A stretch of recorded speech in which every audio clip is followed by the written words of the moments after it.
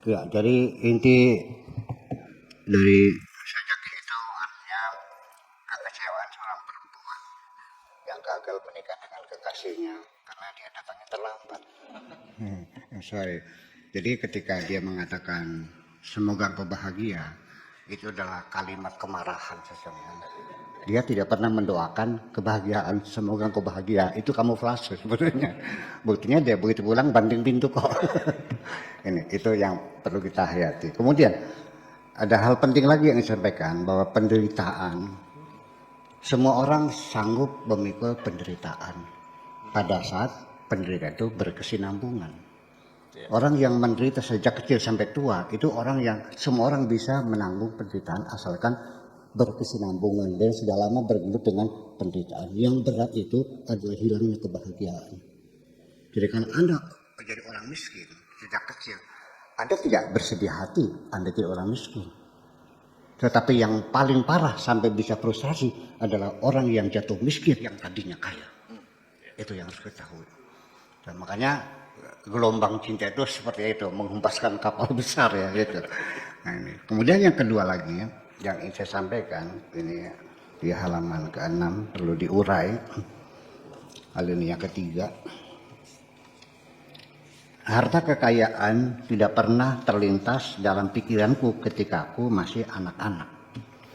Dulu waktu aku anak-anak tidak pernah bercita-cita jadi orang kaya kok. Ya, ini satu poin, satu premisnya seperti itu. Artinya bukan insting bawaan. Orang kepengen kaya itu bukan insting bawaan, tapi faktor pendidikan dan lingkungan.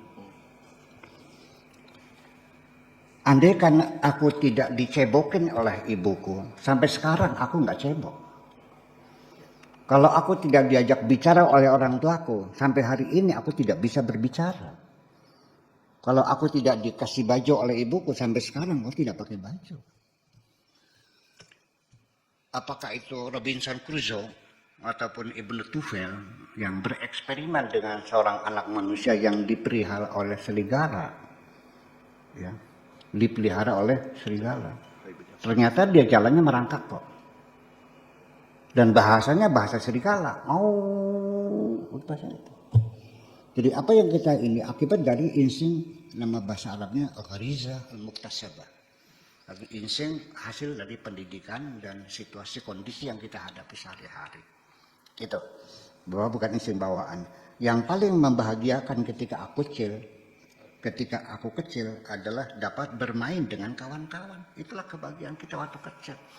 Jadi artinya kalau kita bisa mau berpikir lebih jauh lagi, apa yang sekarang kita butuhkan dalam hidup ini, itu semuanya bukan insting bawaan kok. Akibat dari pendidikan, pembiasaan dan sebagainya dan sebagainya. Dulu ketika nenek moyang kita hidupnya masih berburu primitif, tidak ada seorang pun mereka yang bercita-cita ingin punya mobil. Nenek saya orang kaya raya, tapi dia tidak pernah ingin punya TV. Sebabnya apa? Belum ada TV. Tidak pernah ingin punya mobil, yang ada mobil masuk kertas maya nih. Mau lewat mana? Ya, jalan semuanya tanah, berlumpur-lumpur. Kecuali kawin, itu insting bawaan. Dan insya Allah tidak akan pernah salah masuk kok. Nggak usah diajarin tuh. Karena itu insting bawaan dari Tuhan semuanya ini. Jadi artinya yang perlu kita pahami, sebenarnya kita hidup susah. Dipaksa kita harus bekerja keras, banting tulang. Malam jadi siang, siang jadi malam. Ya, tulang kita, keringat kita diperas, bekerja siang malam. Adalah untuk mengikuti keinginan-keinginan kita. Jadi kalau Anda ingin berbahagia, cobalah langkah pertama lakukan, kurangi keinginan-keinginan Anda. Artinya itu diseleksi, ya, dipilih. Jangan dimunculkan semuanya. Kalau Anda keinginannya tidak dibatasi, seberapa banyaknya rezeki kamu, andaikan Kang Zidni gajinya sebulan 1 miliar, tapi semua keinginannya dimunculkan, saya pastikan Anda pasti tidak cukup dengan gaji 1 miliar. Jadi artinya bahwa logikanya orang memproduksi sesuatu adalah ingin dibeli oleh orang. Karena keinginan sendiri munculnya dari apa? Karena kita melihat. Karena kita melihat orang punya mobil, kita pengen punya mobil. Orang punya motor, kita ingin beli motor. Kita melihat orang pakai tas Hermes yang harganya 1 miliar, kita kepengen tas itu. Tapi kita ingin kawin, tidak perlu harus melihat orang kawin. Dan itu insting bawaan. Nah, ini buliknya, betul, bulik itu bahasa Indonesia apa ya? Curangnya. Curangnya produsen itu adalah mereka memajang produksinya sepanjang jalan. Untuk apa? Supaya dilihat oleh kita. Setelah kita melihat terus kepengen. Dan kadang-kadang periklanan tidak menggunakan aturan-aturan moral. Ini perlu ditegur. Masa orang iklan jual barang dipasangnya melintang di tengah jalan dengan videotron, videotron, atau dengan disorot dengan lampu spotlight, memaksa orang yang lewat jalan itu harus melihat iklan itu. Tujuannya apa? Supaya dibeli. Kadang-kadang juga iklan juga tidak menggunakan standar moral. Apa hubungannya menjual produk sambil dipajang gambar perempuan cantik jelita yang setengah telanjang? Apa hubungannya orang menjual rem jumbo, minyak rem jumbo dengan pahanya orang yang pakai rok merah tersilak ke atas? Nyucup. Pernah lihat nggak iklan itu? Iya. Siapa namanya perempuannya itu? Pungki ya? Iyalah itu. Apa hubungannya pahanya dia dengan minyak rem jumbo? Apakah hubungannya karena saking pakemnya rem sampai roknya nyilak gitu? Ya kenapa dipajang dengan orang jual sidat, dia cukur. Dipajang di sampingnya perempuan. Yang setengah telanjang, dadanya kelihatan. Sambil ngelus-ngelus dagunya lelaki yang sedang nyukur jenggot. Apa hubungannya? Itu sebetulnya untuk melakukan manipulasi terhadap pandangan mata Anda. Karena bagaimanapun tidak bisa dibohongi. Perempuan cantik adalah luar biasa. Kita kadang-kadang sampai lupa diri kok. Ya, jadi kita dipaksa oleh melihat barang dagangannya itu dipasang dengan perempuan yang cantik kita supaya kita mau menatapinya. Setelah itu pengen beli. Sampai caranya apapun, sampai diusahakan dengan sedemikian rupa, sampai juga dengan bayar cicilan, DP 0, diberi kemudahan-kemudahan. Nah itu artinya setiap hari kita dirangsang untuk berkeinginan. Ini menjadi khilafah bagi kita semuanya. Makanya keinginan itu mestinya dibatasi, jangan dibiarkan semuanya keluar. Dibatasi juga yang kita munculkan adalah hal-hal yang betul-betul kita butuhkan. Baru hidup kita nyaman kalau yang kita lakukan adalah untuk mendapatkan sesuatu yang kita butuhkan. Sudah. Langkah ketiganya, yang kita butuhkan pun jangan lebih dari standar minimal. Makan butuh nggak? Makan apa? Yang penting asal kenyang. Murah nggak?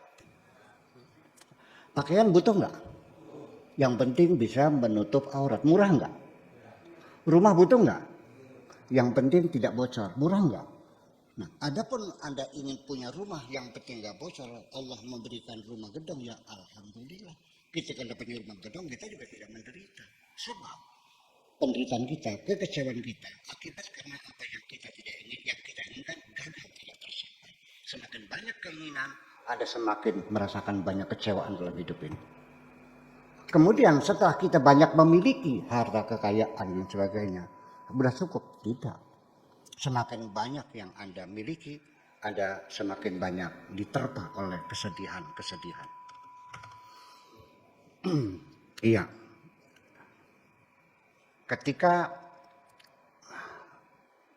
mobil Anda tabrakan, ringsek di jalan tol, sedih enggak? Sedih. Ketika mobil itu hilang, sedih enggak? Apa sebabnya sedih? Oke, saya nanya, Kalau yang hilang mobilnya Pak Camat, Anda sedih nggak? Enggak. Kenapa nggak sedih? Mobil dapat dikasih, Bro. Ya karena bukan mobil saya. Anak Anda hilang, nggak pulang-pulang. Panik nggak? Sebabnya apa? Karena anak saya. Kalau yang hilang anaknya Bu Ani, Anda sedih nggak? Kenapa nggak sedih? Jadi kalau begitu, yang menimbulkan rasa sedih hati kita di dunia ini adalah berawal dari karena kita merasa memiliki. Ketika jadi artinya jangan-jangan orang yang paling bahagia adalah orang yang tidak punya apa-apa. Bitarmi tidak pernah sedih mobilnya hilang. Tahu sebabnya apa? Tidak memiliki mobil. Karena dia tidak punya, dia tidak pernah pingsan melihat rumahnya terbakar. Sebabnya apa? Dia tidak pernah panik anaknya nggak pulang-pulang. Sebabnya apa? Jadi kalau begitu, yang paling bahagia di dunia adalah orang yang tidak punya apa-apa. Ini dikatakan tuba liman hudiya lil Islam wa kana aishuhu kafafan wa qanaatan. Betapa bahagianya orang yang hidup di dunia tidak punya apa-apa.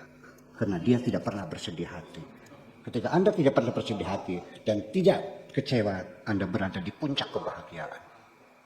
Itu yang jadi persoalan. Tetapi secara syariat Anda punya sertifikat. Sertifikat yang miliki itu bukan kepemilikan mutlak sesungguhnya. Itu hanya hak guna pakai.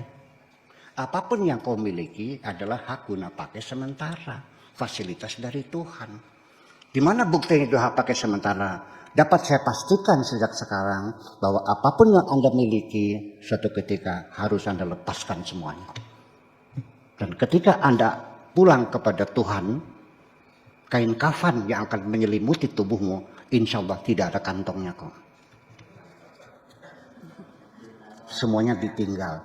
Jadi artinya ketika kita meyakini bahwa semua yang ada hanyalah fasilitas, inventaris dari Tuhan selama kita di dunia, dan kita akan kembali kepadanya, dan yang kita miliki akan kita tinggalkan. Apa saja yang kita kumpulkan dan akhirnya kita tinggalkan, itu adalah main-main semuanya.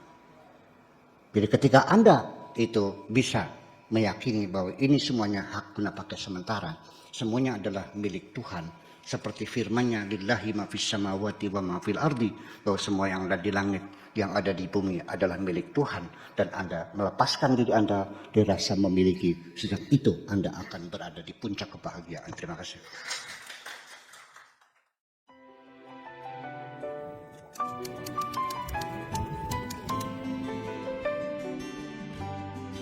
Aku hanya ingin berbagi kebahagiaan dan tidak menggurui siapapun. Terlalu sulit bagiku untuk menyalahkan siapapun. Akan tetapi apabila ada orang yang ingin mengisi raporku, tentu aku sangat gembira sekali. Dan kujamin aku tidak akan sakit hati sedikit.